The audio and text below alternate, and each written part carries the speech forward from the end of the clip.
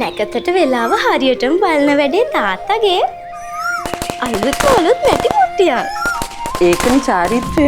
අලුත් මලුත් මැටි මුට්ටියකට කිරි දාලා උතුරවන්න ඕනේ. වැදගත්ම දේ තමයි මුට්ටිය වටේටම එක හා සමානව ගින්දර දාන්න ඕනේ. එතකොට තමයි හැම දිශාවකටම කිරි උතුරන්නේ. ජීවිතේ හැමදේම වගේ මේකත් සමබර වෙන්න ඕනේ. තේරුණාද චූටිදු? මේ කිරි ඉතිරිලා යනවා වගේ ලැබුවා වූ අලුත් අවුරුද්ද හැමෝටම සෞභාග්‍ය ඉතිරෙන්න ඕනේ. මුට්ටියේ ඉතුරු වුණු මේ කිරි ටික ගේ වටේටම ඉහින්න ඕනේ. ශාස්ත්‍රීයත්වයේ ප්‍රාර්ථනා කරලා තමයි මේ දේවල් කරන්නේ. ආච්චි අම්මගෙන් ඉගෙන ගත්ත මේ දේවල් චූටි දූත් දවසක කරන්න ඕනේ. අවුරුදු සිරිත් විරිත් පරපුරෙන් පරපුරට ගෙන යමින් ගුණ පරපුරක් හැදීම අපි හැමෝගෙම යුතුයකමකි. ඇංක වෙතින් පණිවිඩයක්.